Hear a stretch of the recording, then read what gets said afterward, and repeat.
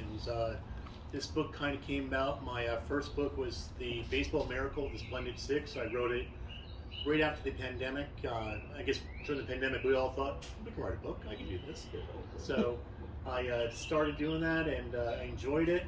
The first book actually did pretty well, and then I self-published the first one, then it kind of lit me up, and I was like, all right, let's do this for real, like big time. Not big time, or whatever, but Roman and Littlefield signed me up to do the next book, Baseball's Great Expectations, and the idea of it from the beginning to where it is now changed a little bit, but it's still the same idea of like, there's a ball player that you knew growing up that you just felt in your bones could be that next Mickey Mantle. You could just hear their spikes sticking down the line and just conjured up something in your gut where you knew, and just you maybe, where you knew that player was going to be something amazing. And somehow it doesn't work out. Like, what happened? Was it the player's fault? Was it management's fault? Was it bad injury? Was it the fans' fault for expecting way too much of the player? Or did nothing go wrong at all? Maybe that was just all they had. So I kind of wanted to dig into those players and not label it and not make it feel like those players failed, but more just get their view of where they were, what happened, and where they're at now, and how they feel about their career now. Because it does change over time, and I found that to be interesting. So the players that I went to, well, actually, this is where I want to go first. Yep. Like the players I talked to for the book, many of them you've probably heard of. I think David Clyde, I think we all know that he's the ultimate player that we all look to be the next big something. Didn't quite happen. But a player like Josh Booty, does anybody remember Josh Booty? I know the name, but I can't place anything. Well, he was a kid from Louisiana, and at the time he was considered a as good or better college quarterback prospect than Peyton Manning. I remember living down there in New Orleans in 98, 99, 2000, and 2001. The Mannings were big time, but the Booties were just as big. Now 25 years later means Manning. I think everybody knows Manning, but people forget Booty. But Josh Booty was a better quarterback prospect. As a matter of fact, when Dick Buckus did his high school all-century team, all-century, the players that were picked were Joe Namath and also Josh Booty were the quarterbacks. So, best high school quarterback of all time, Joe Namath, and then Josh Booty. So it's pretty amazing. So what if he actually couldn't throw a football as well or better than Peyton Manning? What if he just said, hey, I'm sticking to baseball? What would have happened to his career? What if David Clyde didn't look so good in his first start for the Rangers? People kind of thought that David Clyde he demanded to be automatically in the major leagues and be there and whatever, but that's not true. He wanted a major league contract, which just ensured that that they would keep him on the 40-man roster, and he would be able to be called up and down pretty easily. But that's not what happened. The owner wanted to ensure that they had fans in the stands, because David Clyde was the best high school prospect of all time, and he was a local kid, so he wanted fans in the stands. So the idea was that he would come up and do one or maybe two starts, and then get bounced down to rookie ball, single A, and learn how to pitch. And but the problem was, he pitched too well in his first start. There he is going against Rod Carew and Larry Hissel, and he managed to pitch like, I think, a 5-2 game in the 7th inning and striking out a bunch of players. So he looked too good in his first start. So the owner gets greedy and wants to keep him on the roster. What if Brian Cole didn't have a fender bender in a Taco Bell parking lot? Now I'm sure nobody here has heard of Brian Cole, right? Brian Cole, by our Pujols and CC Sabathia, said that he was the best player they ever saw or played against. I mean, that's some huge praise from a player like Pujols. So no one knows Brian Cole, but he's a name that we should all know. Many players in this book said that he actually could have been one of the all-time greats. He could have been perhaps like as good as Hank Aaron and Mickey Mantle, like an all-time great. Ben Grieve. Now, what if we could just been happy with Ben Grieve, a solid ball player that could hit 15, 20 home runs a year, maybe 80 RBIs and bat 280. Darn good player. But his nickname coming up was Natural, because he was that good. They expected him to be like Roy Hobbs and Ted Williams rolled into one. Now, that can't happen. It's not going to happen. What if KL Org was able to have surgery after his injury in Rookie Bowl? People, if anybody remembers KL Org at all, it's that he was a good fielding shortstop that couldn't play because he was always hurt. But the fact of the matter is, when you look at his numbers and analyze him and talk to him and people around him, he was as good as Nomar Garcia-Parra or Derek Jeter. He had big home run power. He could have hit 30 home runs in the major leagues. He was known for his power speed combination.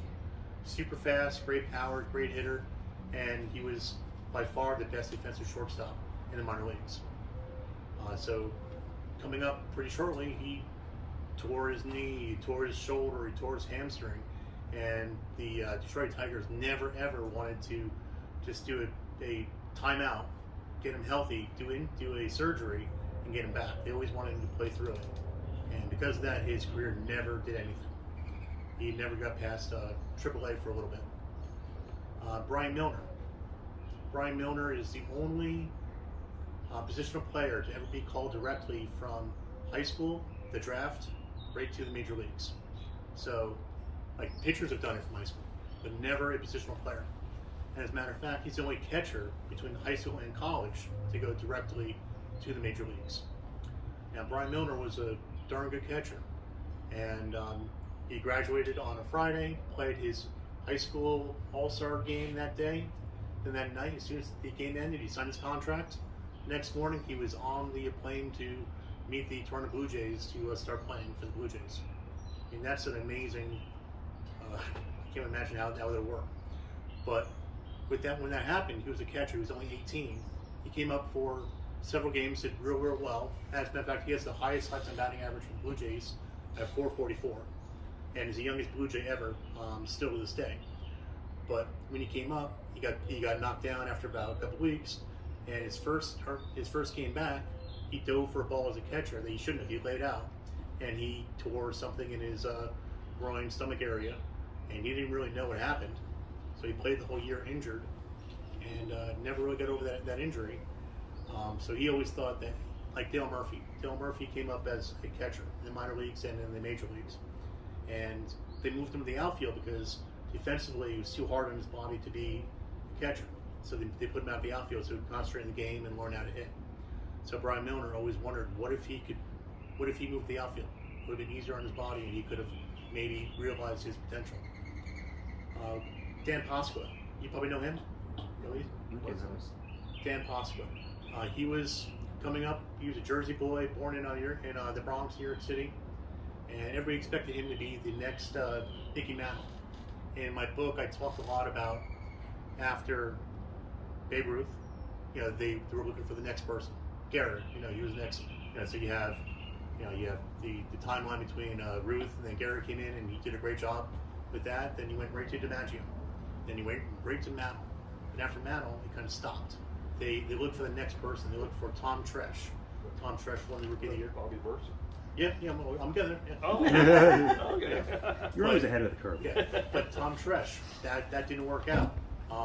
He came up as a shortstop, just like Mantle did. He was a shortstop. Didn't do so well. Then so Tom Tresh, and then you have what's his name? Bloomberg. Oh, yeah, supposed to be like the next guy.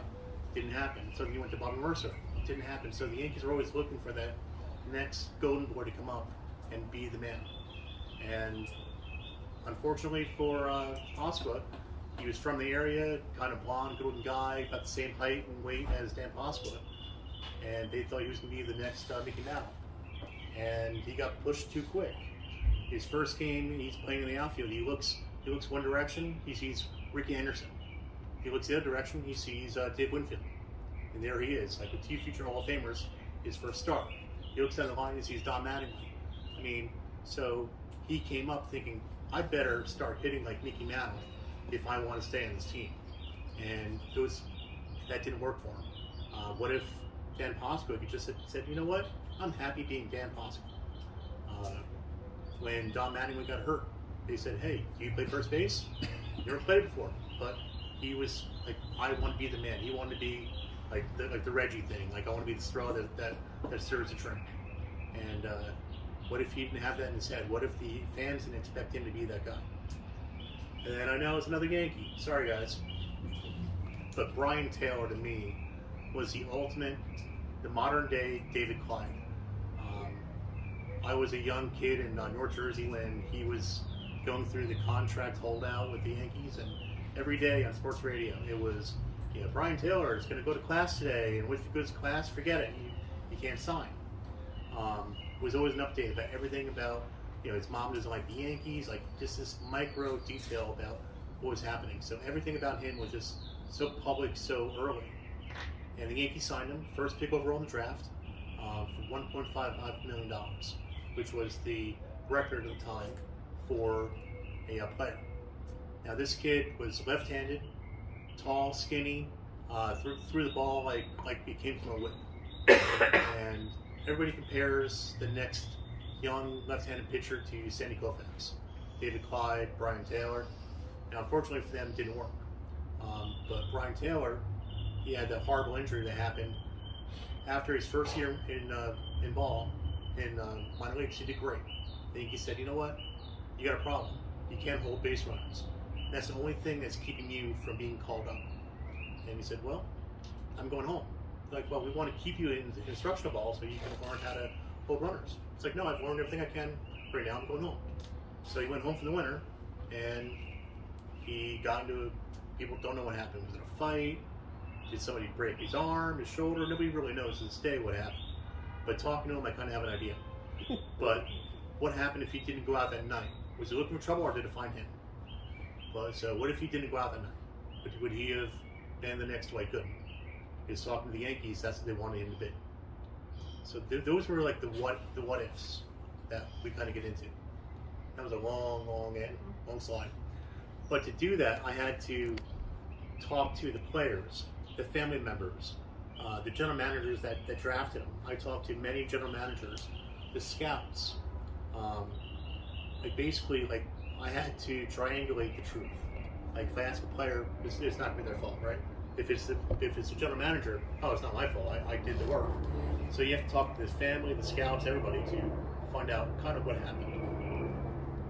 And from there, with the failure, or not meeting the expectations, have they been able to find a new purpose of their life? Have they been able to turn the page, so to speak? And that's a big part of where we're going. Kind of talked about this already, like the next great one, but we all know probably the writer Ian O'Connor. He's one of my favorite writers, and he gave me a nice little blurb about it. So for him to say those nice words means a lot to me. To hear that from Ian O'Connor. And yes, I'm a Yankee fan, so Derek Jeter is my personal, guy, and so he knows Jeter well, so I appreciated that. Here we go through talking about the chapters. These are the chapters. Josh Woody, Mr. Everything, because if you read in the book, this guy could do everything and anything. He was the prom king. He was the valedictorian. He's the baseball captain, the basketball captain. He was everybody's All-American.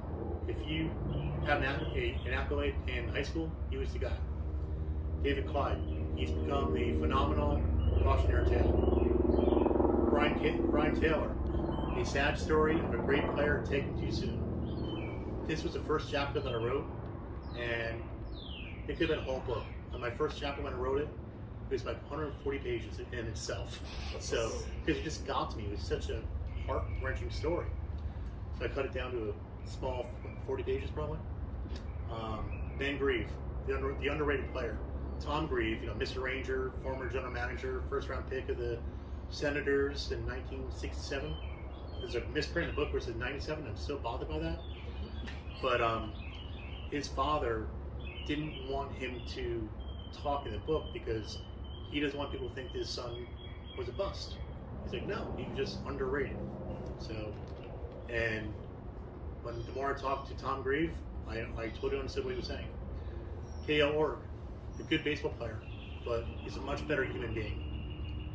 He is perhaps one of the best and nicest people you ever meet in your life. Brian Miller, it won't happen again. You won't ever have a high school positional player go right to the major leagues. I mean, it can happen, it gets legally, but I don't think a team would ever really do it again. Pitcher maybe, but not straight from high school. Ron Netchie, pure gas in class. 27 strikeouts in a game. It was professional baseball, so it wasn't like, JV, which I don't think that can happen in JV. I mean, in all level of games in sports, in baseball, this never happened before. Nobody's ever struck out 27 batters in a game. And I would think that besides Cy Young's 511 wins, nobody will past that. Dan Pasqua, the baseball Paul Bunyan. And that's titled that way because when I was 13, 14 years old, that's why I saw Dan Pasqua. I saw him as Paul Bunyan. Big, strong, and using to light the world on fire. Brian Taylor, a December night detour to greatness. That December night when his shoulder blew up, he got detoured away from a life that we never know what would have happened. And then I kind of briefly get into some other what-if players. Probably the funniest is Sid Finch. We all remember him. Mm-hmm. So I talked to Jeff Horowitz, who was the guy that was kind of responsible for it. We kind of talked about that in there as well.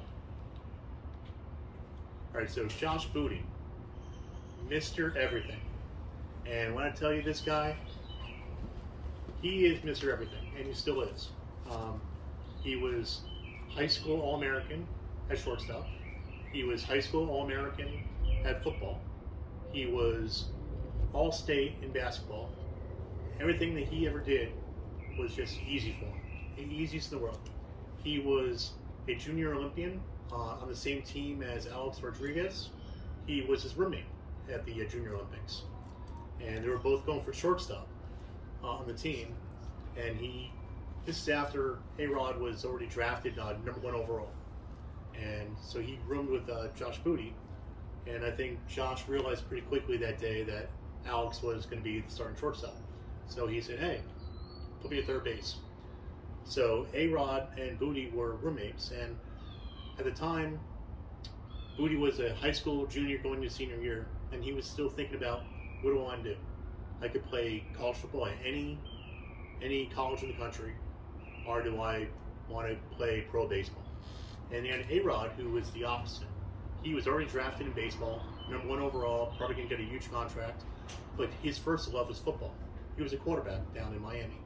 And he committed to the University of Miami, and all he wanted to do was play quarterback at UM. He was, at the time as he was holding out from the contract, he was thinking about throwing everything away, and not throwing it away, but going a different direction and going to UM and playing quarterback. So Josh Booty and him kind of talked about what if he did that, kind of what it would look like for A-Rod. And Booty at the same time was thinking, well, what if I walked away from college football and went baseball, because he's hearing from A-Rod, the $1 million signing bonus, the great deal with baseball cards, and he's like, it's a better career, long career, and pretty instant financial repercussions. Now today with Nil, I think he would have went straight to college football with the image likeness. So those conversations kind of kept A-Rod in baseball, and it kind of kept Booty away from college football. So I think that's kind of like a very serendipitous roommate situation. So A-Rod got crushed in the face by a ball during batting practice, and he broke his orbital bone in his face.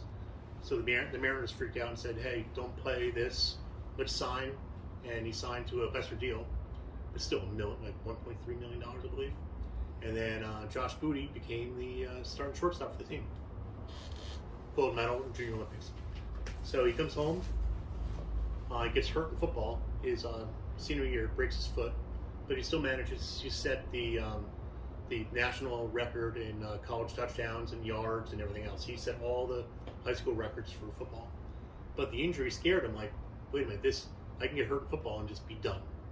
So he recovered enough to play baseball, became, again, high school American, and he was coming off of another state title in baseball, so he's feeling the high off of baseball. And he's like, all right, I'm going to sign for the largest for the largest bonus, more than A-Rod, and play baseball, with the idea that down the line he could maybe play football. But the Marlins kind of were like, no, you cannot play football. And it was written in the contract that you couldn't play football until like 6 years. So Booty had to sign off on knowing that he could not play college football for 6 years. And at the time, like the draft pundits were saying, if he could go right from high school to the NFL, they would draft him as a first or second round pick. That's how good he was in football. So he's kind of considering battling the league to go right into the NFL, which would have been breathtaking. But instead he's like, I'll take the big sign bonus and go to the Marlins.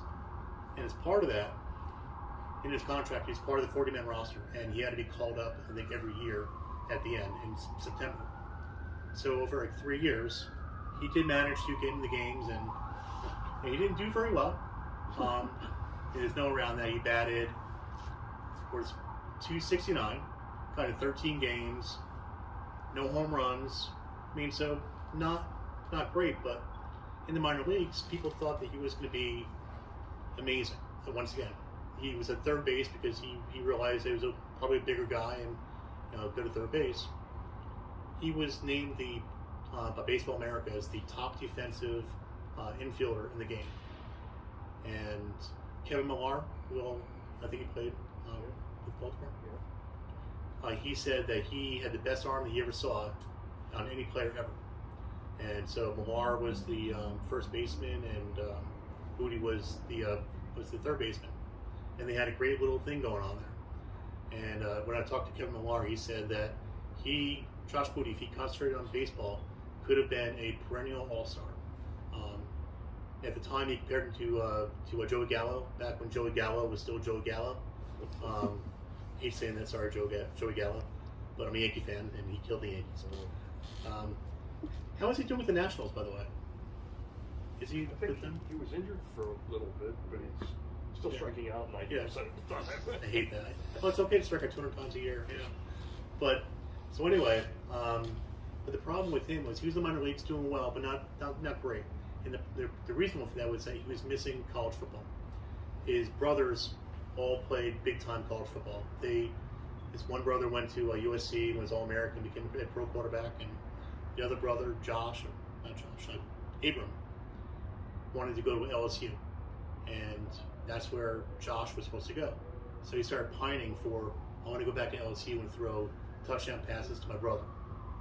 And so his heart was in baseball, and Wayne Huizenga sold the team, and basically he managed to get a buyout of his contract. But unfortunately, most of the money that he had in bonus was already gone, so he could only give 60 grand back, which is fine. I mean, but so he managed to get back to LSU. But by then he's like 24 years old, a little older, and everything else. And Rohan Davey was there, and the system was run first, so Josh Booty couldn't air it out. But he was. McDonald knows about it. What's that? I bet Ben McDonald knows a lot about it. Yeah, well, and he never walked on the baseball team because he had to do, he never even as much as did batting practice. And he said that's his one big disappointment, that he never snuck over there and tried to hit a home run over the wall there. It's a beautiful college field. So he did make all SEC as a quarterback his senior year, and he got drafted, but it didn't go anywhere. He got drafted by the Seahawks. They had 4 quarterbacks that year. Then he got traded to the Vikings, and he never really made it past the practice roster or the emergency quarterback for the Vikings. So, but to this day, and it's in the book as well, he thinks he's as good as Tom Brady or Brett Favre or Aaron Rodgers. He thinks he could step on the field right now at 44 and throw like that. So this man has so much confidence, and at the time I was like, wow, this ego is I can't believe it. I thought he was way full of himself, but then I talked to him more and I realized this is just who he is. He's Mr. Everything. Everything he's done in his life just works for him. And he's just an easygoing guy, and he just really believes that he could step in the field and do it. And okay. And I asked him his biggest disappointment in his sports career. He said that he's not Hall of Fame in both sports. And it's like, wow. But But the idea is that he wasn't able to concentrate on the sports like he wanted to because he was split and he was internally split. So that's kind of where he was getting at. Like he wishes that he was so good at baseball, he could have done that for a while, then played football, or played football for a while, and then went to baseball. But it didn't work that way. Like he tried to split himself too much at one time, and it didn't work. So that's his. Well, what's Josh Booty doing now? Josh Booty's like a brand ambassador. If you follow him on Instagram, he has the life of the world. He's traveling to every golf tournament known to man. He's like the quarterback club, and he's flying in G5s or whatever they are. He's great life. So he's happy. He's dating like supermodels, and he has the life. But I think he's just Josh Booty. Like that's it. Like Josh Booty. People love Josh Booty. Okay, next slide. I gotta run out of advance my slide. I can't help you there, sir. Sure.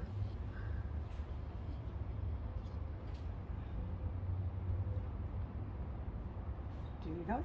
Okay. Yeah, can you back.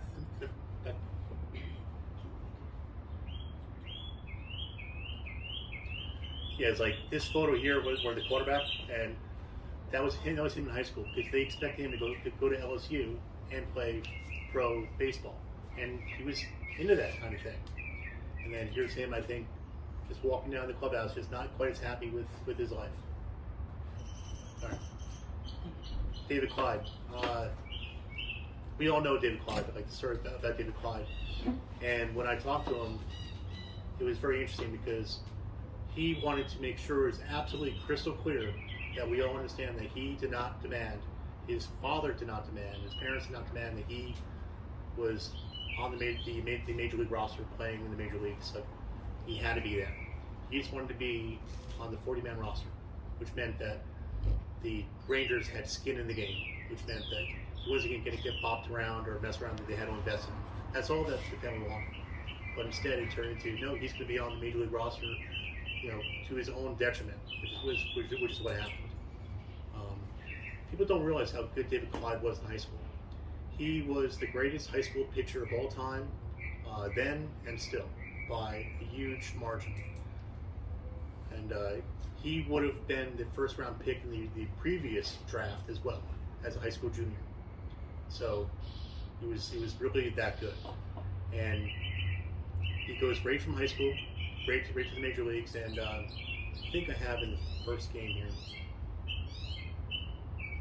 I have my notes. But he basically had to face the lineup of Rod Carew and Larry Hissel and some great players. Right from high school, being 18 years old, and the first 2 batters of the game he walked, and then he struck out the next 3.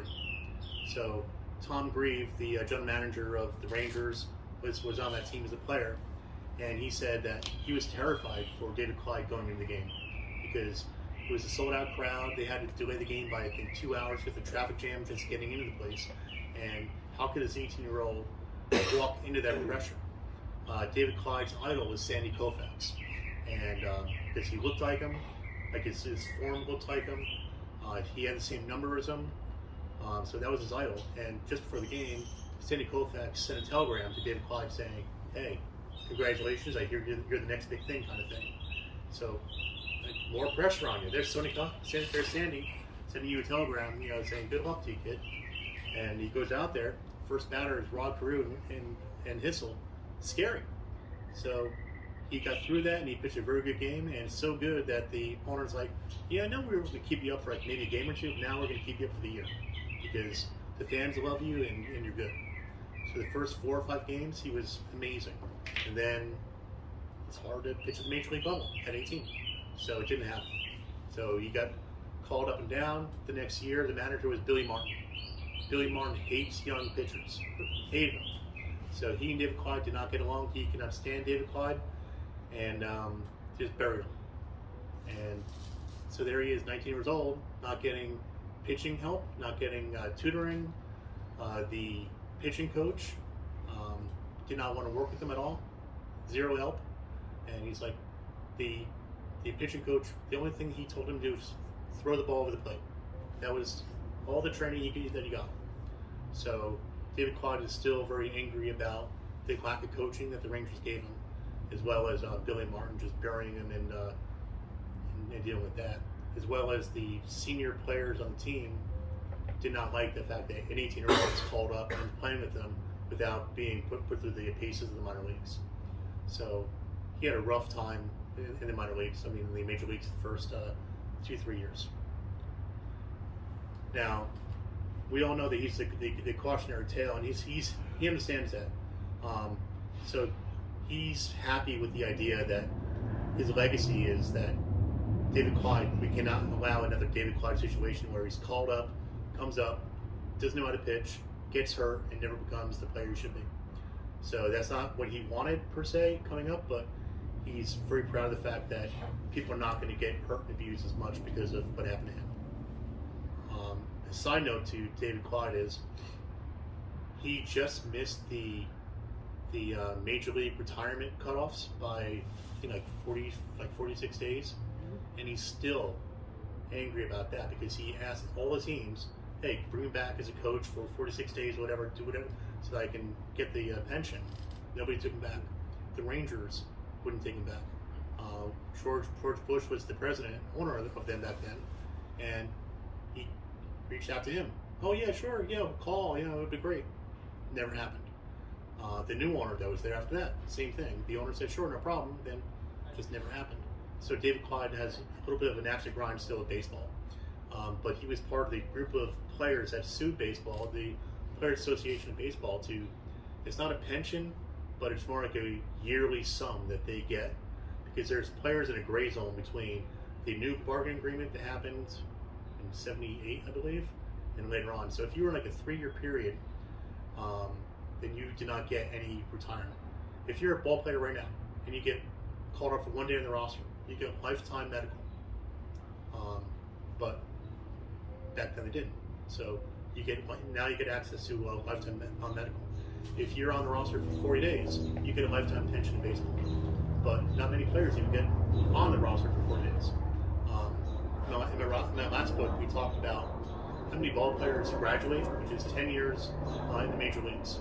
So to get their full pension, where they can retire, get the pension. It's 23 zeros. So 23 zeros, like 2.8. So you're talking like not a 10%. You're talking like 23 all the way that direction to become a 10-year ball player. So when you go from the little league to the major leagues, 10 years, your chances are 0, 0, 0, 0, 0, 0, 0, 0, repeat to get there. So we have to understand how great these ball players are. Like Ben Grieve, right? I mean, he's 1 in 500 million. Whatever it is together. So. Where is he now? Oh, David Clyde. Doing? Oof. Sorry. I'm on camera.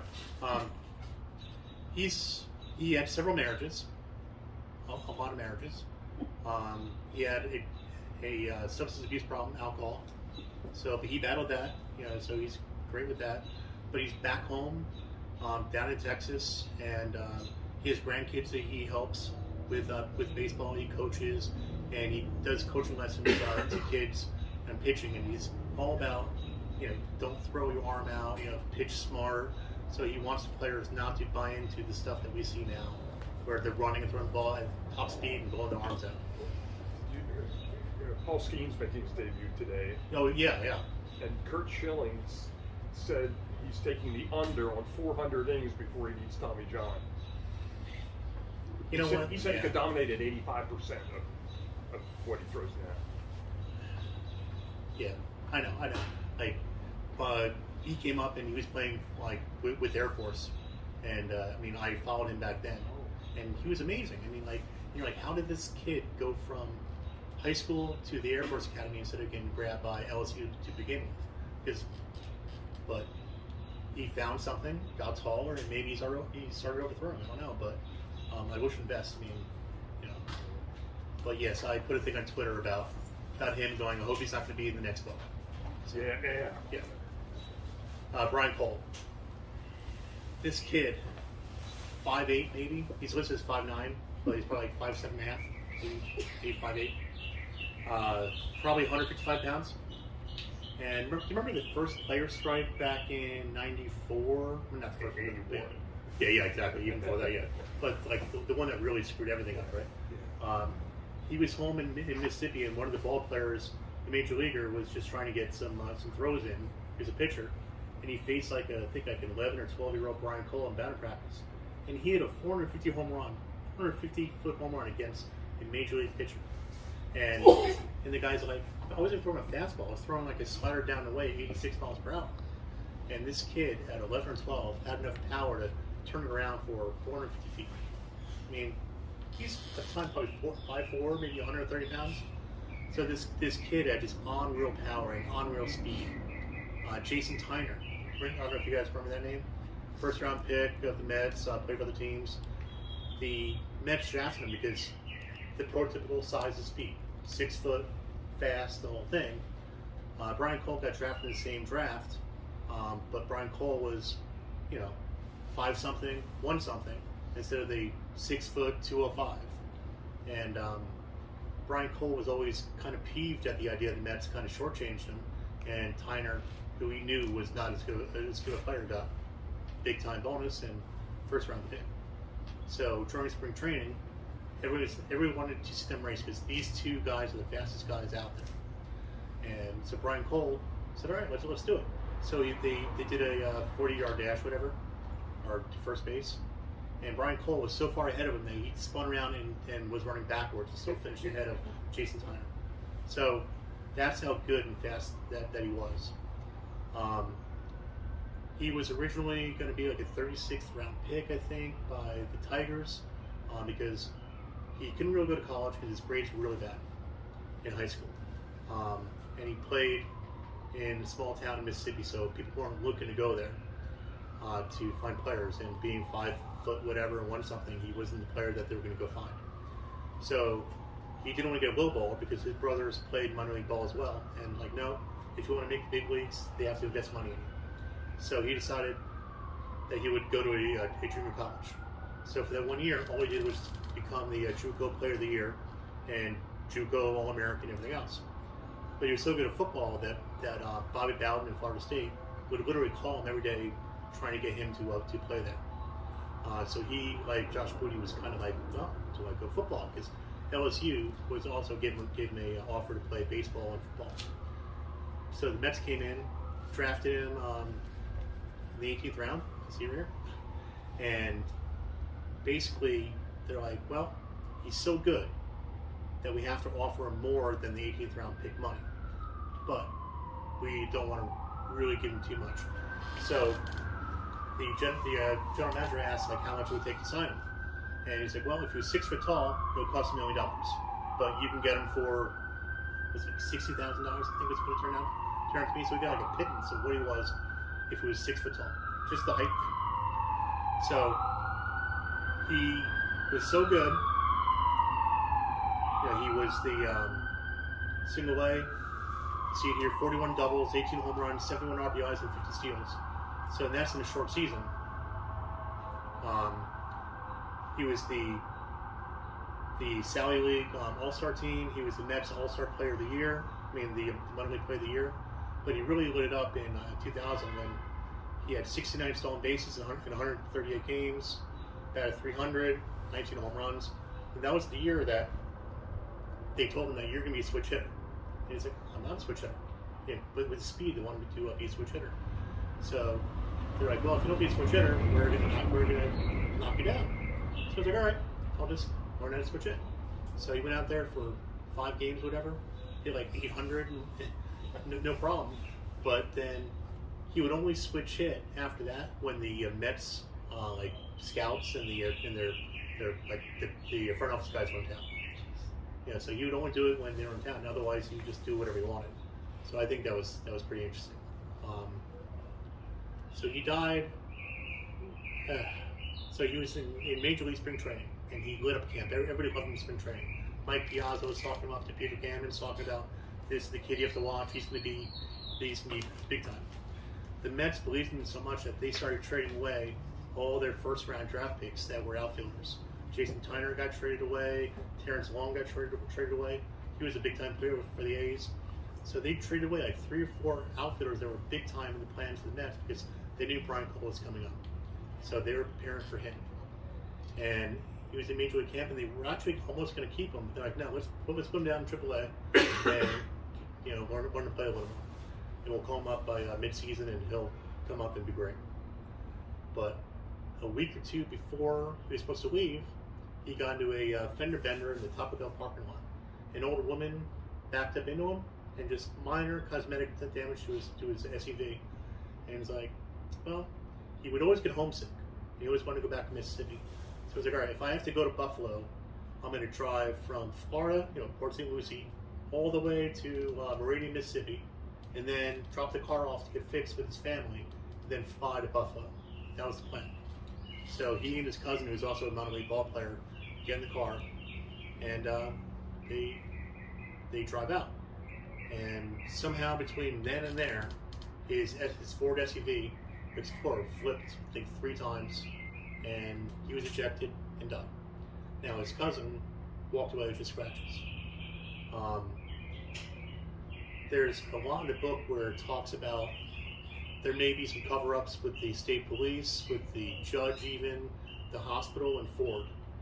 Because the Ford Explorers back then were flipping all the time, and the tires were blowing out. And there's a whole lot of stuff that is just very odd that happened because there are some eyewitness reports saying he was doing 85, others saying he was doing 45. Some say he was driving radically, some say he was perfectly in line. Some say that a trailer cut him off, and that's why he went off the road, because he had to avoid a guy towing a trailer. So the reports was all over the place. And he was ejected from the vehicle.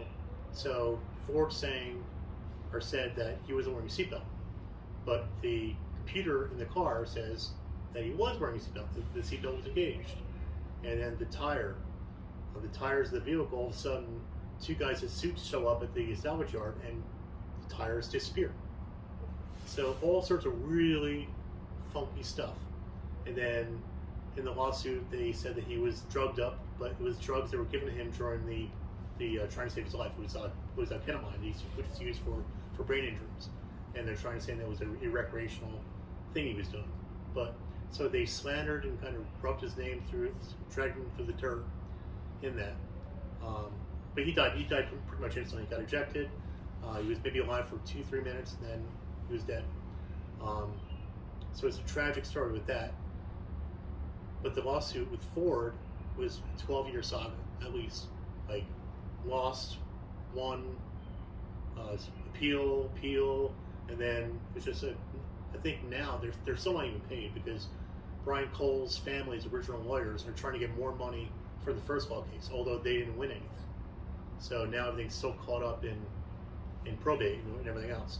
So all these years later, happened in 2001, the family's still not really made whole by this. But Albert Pujols and CC Sabathia, Cole is the reason that CC Sabathia worked on his secondary pitch, why he developed a changeup, because he knew that he couldn't just do a fastball. Because all the scouts came out to watch this great pitcher, Sabathia, and first bat, home run, Cole, just took him deep. Second bat, double off the wall, whatever, stole the base, whatever. But like, oh, I don't know who this Cole kid is, but he's better than Sabathia, better prospect.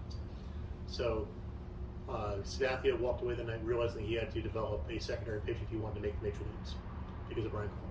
I think it's pretty awesome.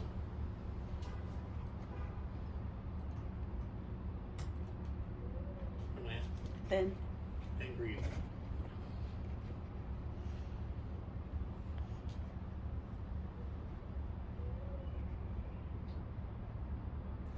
Ben Grieve, absolutely. His father was the first round pick of the Rangers. Back then, the Senators. His brother was also. Now, imagine this: Tom Grieve is the general manager of the Rangers, right? And he has 2 sons going in the draft that year. He knows he has no chance at all to get his son in the draft because he was going to go, top 5 picks. Now, his other son was also a good player. So he's in the draft room with Ben Grieve, and he watches his 2 sons get drafted into baseball. I think that's pretty much a highlight right there. But Ben Grieve came up. He was called the natural, the franchise, people thought he was going to be the best player in a long time. Tom and Ben are the first father-son combo to be selected in the first round in the draft. Tom was number 6 overall, and Ben, his brother, Tim, was also drafted the same year. So Ben was a high school All-American, named the ball player of the year in the minor leagues. So he had every single thing that he had to do perfectly. His first game up, he was playing against the Giants. Now he was Oakland and San Francisco, so it was a big Bay Series kind of thing.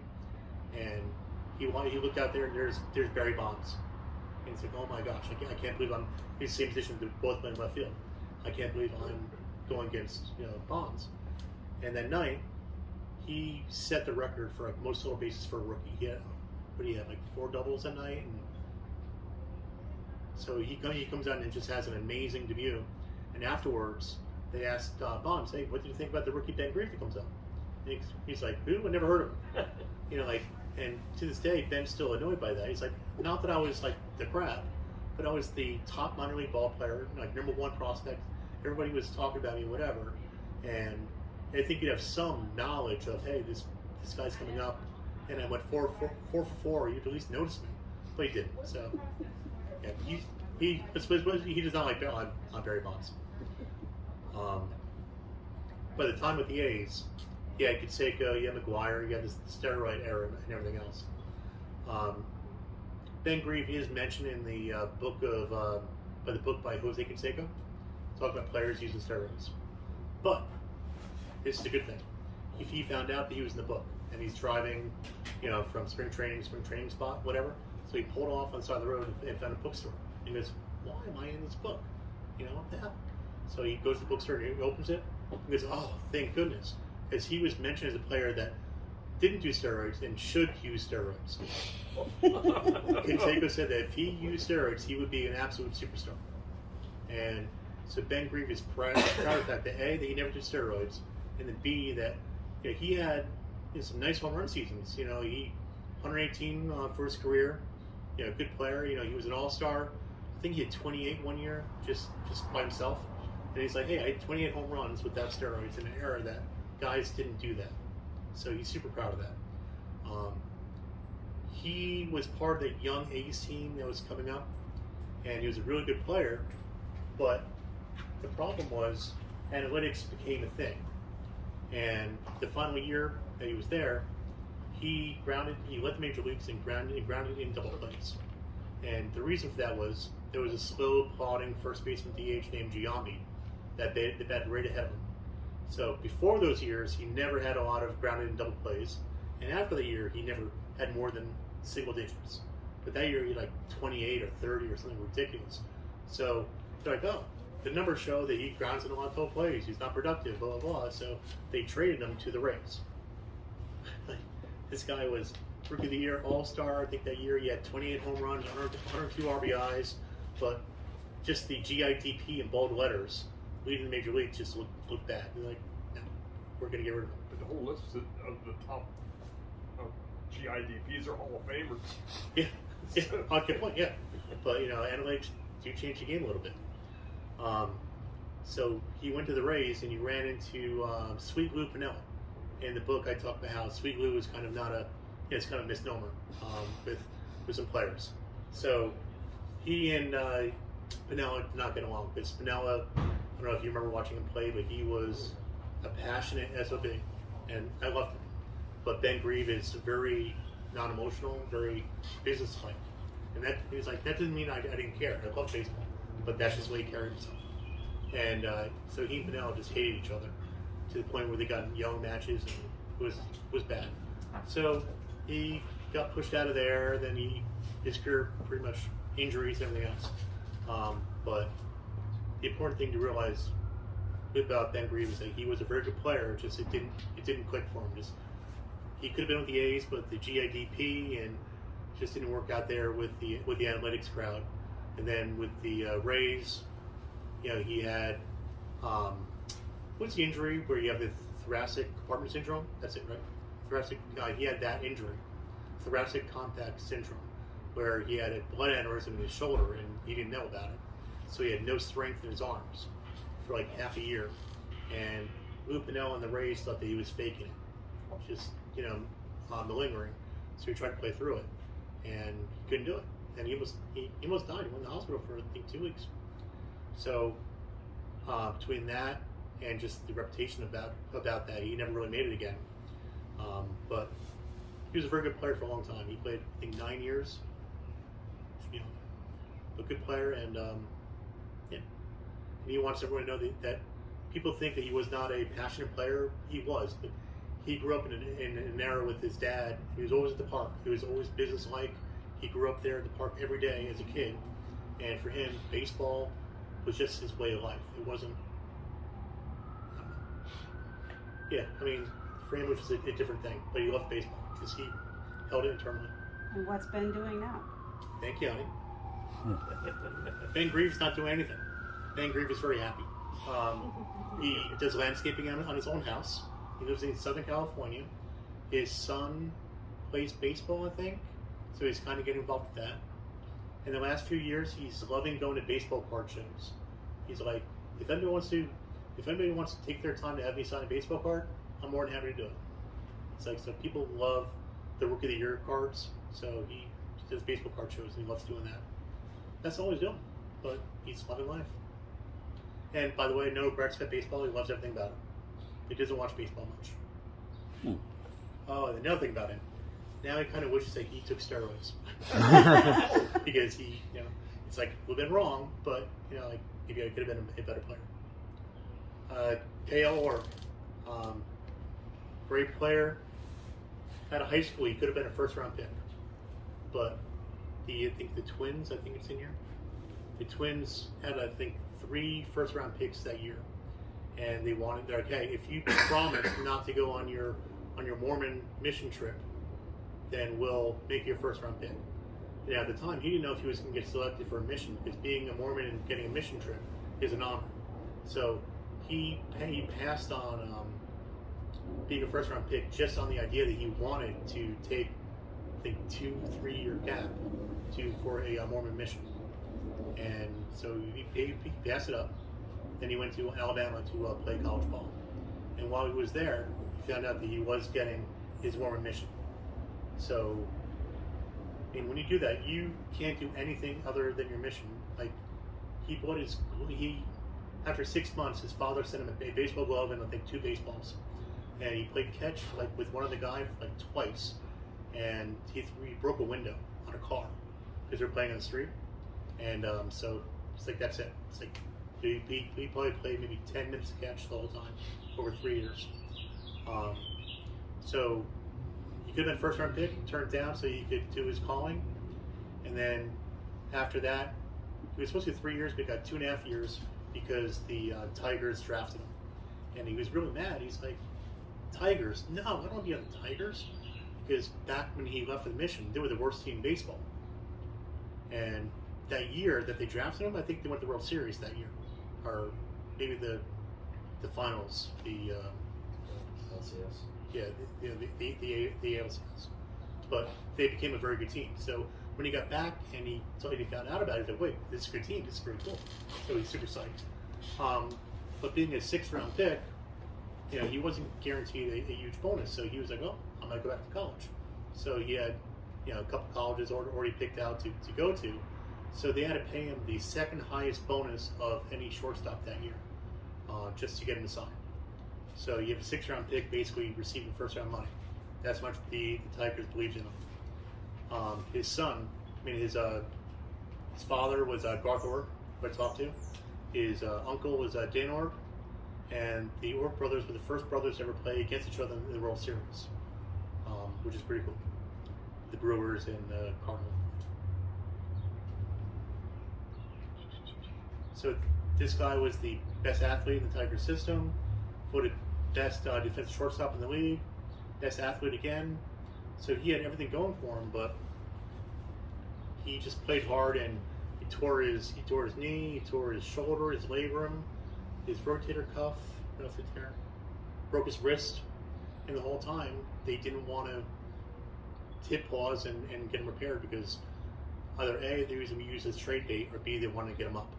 So they're like, you have the off season, well, you can recoup, but we're not going to do surgeries. So he never got better, and he just went downhill. So he's still angry about that. But angry, he's not angry. I mean, he's not like, you know, it's not like shaking his fist against the world, but he does regret that he didn't put his foot down and demand that he get surgery. Brian Milner. What is he doing now? I'm gonna read a text that he sent me this week, as a matter of fact. And when you write a book and you get something like this, it's kind of like, it makes you feel like maybe it's kind of cool. I did a radio podcast last week, and I mentioned KL and how good a person is, how good a person he is, and what he's doing. And he wrote, "I really appreciate the kind words you said about me. Seriously, I was talking to the guy just last week, and he asked me how I feel about my career, and it's a total failure. I may never get that out of my head. So hearing you say good things about me as an athlete, but also as a person, really makes me feel good, and I'm grateful for that." So, like, this guy, he thinks he could have been Garcia Parra or Jeter, one of those guys. So not making it always haunted him. And he doesn't watch baseball now. He doesn't follow baseball now. But his daughter, like, she's in the book, when I wrote this thing, I talked to him when she was like 9 or 10. And she demanded every year that they go to a baseball game together to remind him of his love for baseball.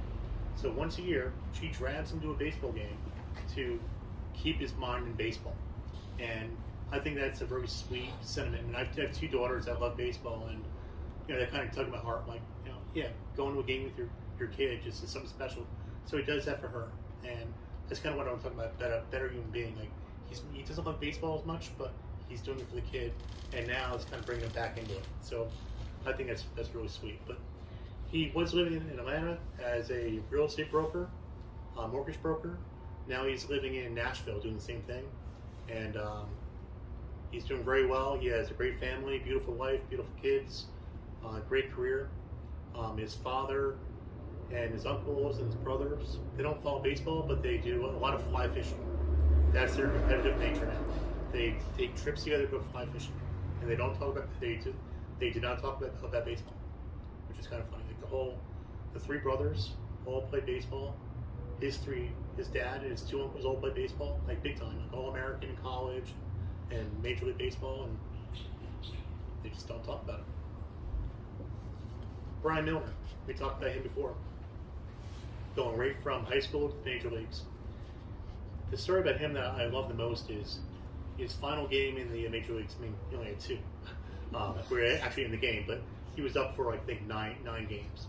But the final game that he was in, he took a ball and hit the gap, and it was a triple, right? So he's a catcher, so he slides in third base, and he stands up and, you know, dusting himself off. Third base coach goes, he's like, what? He's like, they're giving you a standing ovation. Take your hat off, you know, salute him. And he's like, why are they giving you a standing ovation?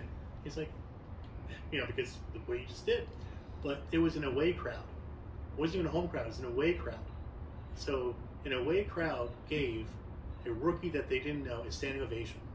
And now it's during his final game. So imagine 2 weeks out of high school, there he is getting a standing ovation in a major league stadium. I mean, that's it. I mean, like, he could have died right there. He died right then and been like, that's it. That's the pinnacle. So he tells a story, and he loves it. The connection to Baltimore is Earl Weaver knew Brian Milner as a prospect, and they wanted to draft him in the first round. But he was a type 1 diabetic, Milner. And back then, people didn't really understand diabetes and didn't think that he could be an athlete. And so Weaver said that they basically passed on him because he was a diabetic. And his first game in the major leagues was against Baltimore. And his first base hit was against Mike Flanagan. But Mark or Mike? Flanagan. Mike. But growing up, he was a Baltimore fan because back then you get the game of the week, and a lot of times it was Baltimore. So he'd watch the games with, Brooks Robertson and Flanagan and, Martinez and those guys, and here he is playing against a lot of those same players. So for him, his first game in Major Leagues, he's facing Flanagan. Super psyched. So standing O, first, second game, pretty cool. Gets called down, gets knocked down to a medicine hat. But before he got knocked down, there were 3 catchers on the Major League roster, like Rick Cerrone and Ernie Witt and stuff. And they weren't too nice to him because they had to come up the hard way. So, kind of like after his first base hit, he's having a beer in the clubhouse. They're like, well, enjoy that beer because you'll be down in medicine hat real soon. It's like, come on. So that happened. He got knocked down in medicine hat, and he never made it back to Major Leagues. He was hurt a lot of the next 3-4 years. We talked about the torn groin muscle and hernia and everything else. He never really came back. So after he got released, he went home to Texas, landscaper, tried to do some plumbing work, and was working at a grocery store. And he played high school ball with a kid, and his father was actually later became a scout with the Yankees in front office. So the kid knew Brian Milner and said, "Hey, you're Brian Milner." He's like, "Yeah." And they're like, "Well, I can get you a job with the Yankees, maybe. Okay, I can ask my dad." And so he came up with the Yankees as a minor league coach. So he was a traveling coach and a catching coach and a batting coach for the minor league Yankees. And back then they had a young second baseman named Jorge Posada that they wanted to convert into. She loves Posada. They wanted to convert to a catcher. So his personal job was to tutor Posada into becoming a catcher. So he worked every day with Posada. And here's Brian Milner. He's hurt, he's old or whatever, and he's still super proud of the fact that his pop-up times were as good or better than Posada's. He's like at the time he was like 33, 34, and still doing it. So to the point where he was so good, like working with the players, that in 93, 94 with the draft, they thought, if we need any players to come in to be replacement players, maybe we can get Brian Milner to do that. And he was like, no, please don't make me do it, because he was a former major leaguer and he didn't want to have the whole SABR reference. So thankfully, it never turned to that. It didn't happen, but that was a big concern for him to be known as a SABR player. But he never got the World Series ring with the Yankees in '95 when they didn't make it through. George Steinbrenner kind of had a wipe clean of some positions, and Milner was one of the ones that was let go. So he never became part of that dynasty club, so to speak. So that's a shame. But he was a scout after that for the Cubs, and he signed a Rookie of the Year with the Red Sox for his name. But yeah, so he had good success as a scout. Then he was on that for 19 years, and he became a special ed teacher in Texas. So he loved doing that, did it for a long time. And he just retired to Florida, I think a year and a half ago. His wife is an interior designer, and he volunteers at schools. He's a substitute teacher sometimes, and that's it.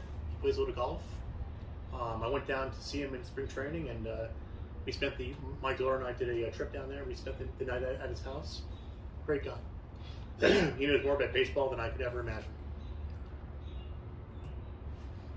See this picture here, and that's him, just 18 years old with Pat Gillick. And Pat Gillick was kind enough to write the forward in the book.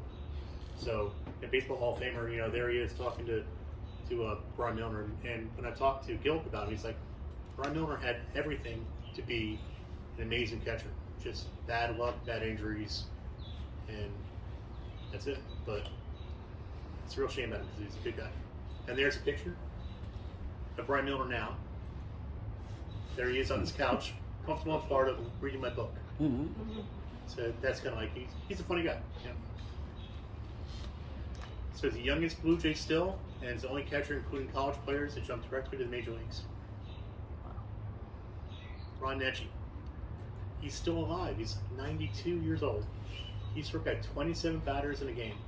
I don't care if it's Nolan Ryan back in 75 facing the this small private school JV team. I mean, you're not going to strike out 27 batters in a game, and yet somehow he managed to do it. That day when he was in the bullpen, he had ulcers, right? And he had bad ulcers. He wasn't feeling well. He felt fatigued.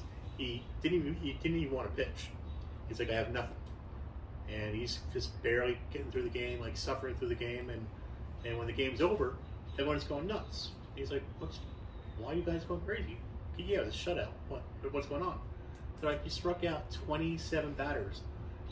No hitter. Like, what's going on? Like, why aren't you excited? He's like, I assume it's happened before. Not a big deal. And like, never in the history of the game has it ever happened. So that's pretty incredible. But after that, he got called up very quickly to the major leagues. And he was 19 at the time. And when you piece together his minor league season that year,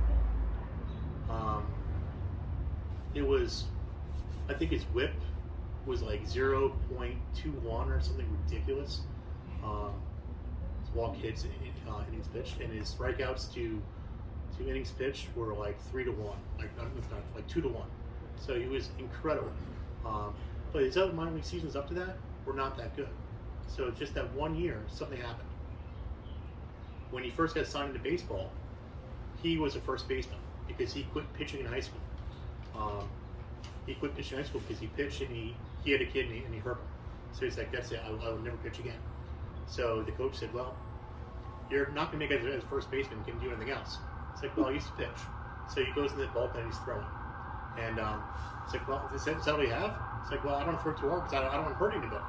He's like, well, if you don't throw hard, you're cut. So it's like a 100-mile-per-hour fastball. So this kid had like 101, and his curveball was considered the second best curveball to Sandy Koufax. So he has a great hook and a great fastball. Gets called up, does okay in the major leagues, youth media sensation back then, but he gets hurt the next year. Basically, what is now known as a rotator cuff tear. Back then, they had no idea what it was, how to fix it. So he tried to rehab and whatever, but couldn't really do it. Went in the Army. Ulcers got him removed from the Army after a couple of years. Never made it back to major leagues. He tried for 5 years. Talking to him, he loves talking about the game. A cool fact of the matter is, he wouldn't have had 27 strikeouts, but the catcher and the second to last batter of the game was a foul ball, and he's like, "Oops, I missed it." So then he had a chance to get the strikeout. So that's pretty cool. Netchi kind of blames the fact that it was bad lighting at the time back then. They couldn't really see the ball that well. So he's pretty modest about it. But 27 strikeouts. Dan Pasqua. My favorite story about him is that he was a teammate in baseball with John Elway, Michael Jordan, and Bo Jackson. I mean, so he's like a Forrest Gump of baseball. And I think that's really cool. Dan Pasqua had amazing power. In the book I talk about his last game as a Yankee. I'm in the stands, and he wasn't playing. And I love Pasqua, and I was all upset. Like, I want to see Pasqua hit. Comes to the game as a pinch hitter, and in the last inning, huge home run. Like, yeah, and like that's it. They have to get Pasqua in the lineup. So that night after the game, in the open reporters, and he said the same thing I said. It's like, I can hit. I got to be in the lineup. And he's like, the Yankees should play me or trade me. So as soon as the World Series ended and they can make the trade, boom, George traded him to the White Sox. So being passionate in baseball can kind of get you in trouble. But with the White Sox, he stopped trying as hard to become the next Mickey Mantle. He just was happy with being a player, and he had a better time with the White Sox. I just love the fact that he played baseball with Bo Jackson and John Elway. Because John Elway at the time was trying to get a contract out. I was at John Elway's last baseball game You were? in Oneonta. So Dan Pasqua was there. Oh my gosh, didn't notice him. Absolutely. So I think that's pretty cool. Nowadays, he is, back to Ron Netchi. He's living in Pennsylvania. His wife's still alive. He's still alive. Happy. Does interviews every now and then. He's very excited that every week he gets a few baseball card requests. He signs them, sends them back, no problem. So he just loves being at home. Dan Pasqua. He now works for the White Sox as a community representative. He helps out with coaching with other teams. He does not believe in the whole analytics of swing down, the bat launch angle stuff. He's not a proponent of that either. So, I agree with that. But. There's the trio. Look at John Elway. That face is still the same. Mm-hmm. Did you read the book about Bo Jackson by Jeff Pearlman? Highly recommend it. Came out about 2 years ago. Great book. Brian Taylor. Sad story. There's just no other way around it. And he was probably the one that was most difficult to draw out of and talk into, because he's very guarded about.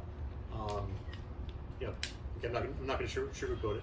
He went to jail for dealing drugs. The FBI got him federal charges. He had a lot of other charges against him previously for a lot of stuff. So he's had struggles with his post career. He's trying real hard to get through it. He's sober now and the whole thing.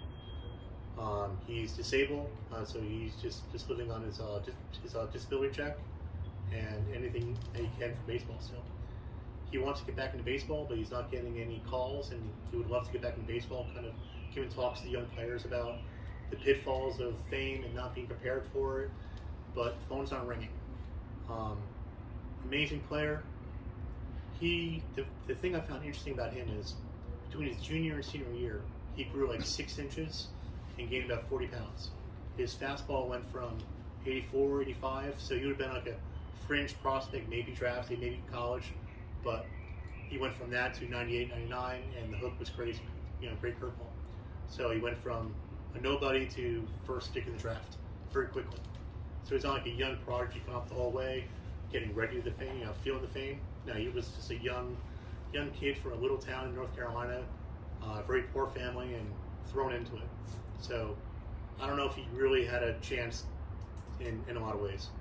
Signed record bonus $1.55 million, and the Yankees wanted him to go to instructional ball. After his first year, he said no, went home, and things went sideways really quick for his career. After that, he was never the same. His fastball actually surprisingly did come back after about 2-3 years. When you look at his K to 9 ratio, they're better after the injury than before the injury. So he was freaking people out, but only because he had no idea where the ball was going. And the batters had no idea where the ball was going. They were terrified being in the box. And he would think it's going here and it'll be at their head, and they just swing and get out of the way. I talked to some batters that faced him pre-injury and post-injury, and they said, toughest pitcher that they've faced, minor leagues, major leagues, it doesn't matter. Post-injury, it was scary for the pitcher and the batter. So he tried real hard, but it didn't happen. And then he signed again with Seattle, and didn't happen again. And even when the Yankees were making the World Series, they asked him to come back. They were going to give him another contract, but the Yankees didn't know he had congestive heart failure. He had CHF and could barely move and barely breathe, and he had a lot of issues.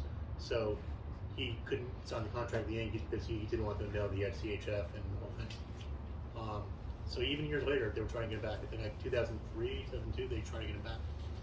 So Brian Taylor, I wish him the best. And he's writing a book now, so maybe the real story is going to come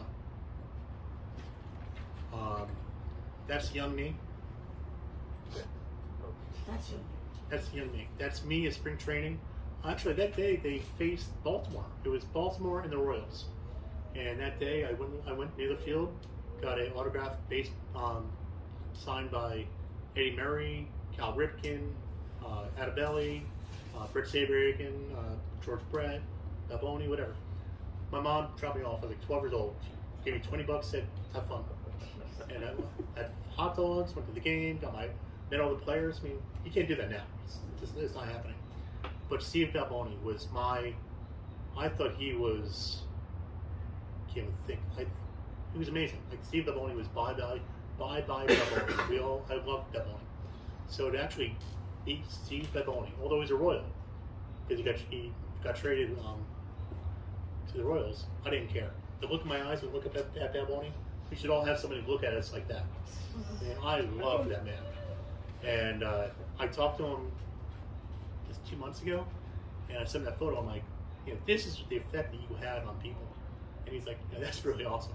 So I might have a book signing in New York City, New Jersey coming up, and he agreed to come out for the book signing. So I think that's pretty cool. So He doesn't look as big as I remember him on. no, he's not. That's the thing. The players weren't like damn possible. I thought he was like a Greek god. He's 6 foot. Balboni, I think it's maybe 6'1". So yeah. So those players are the ones that just was amazing. My first book, Baseball Miracle, the Splendid Six. It's about 6 players that all grew up in the same town and played travel baseball together. Ryan Zimmerman, which you probably know, David Wright, and the Upton brothers, Michael Goodire, Mark Reynolds. They all came up the same area, same time, and they all had the same coaches. So they're all friends growing up. So the story is about them and the coach that helped them become who they are, Townie Townsend, who at the same time had brain cancer and died. So just as those players were making it, he died of brain cancer. And I have a whole chapter in the book about Babe Ruth and Babe Ruth's fight against cancer, about being a pioneer in the cancer field, and tying it into Townie because the chemo-BMO treatment came from Babe Ruth. And Townie Townsend was doing the chemo-BMO treatment as well. And his idol growing up was Babe Ruth. So it's all tied in together with Babe Ruth. So that's my first book. And like Jeff Pearlman and Marty Appel gave really nice write-ups. Yeah, this book, Bob Costas said something nice. I was like, wow, Bob Costas.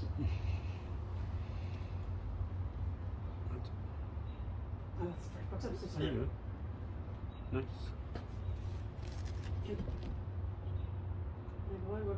That's it. That's it. And then, and then if you want to contact me,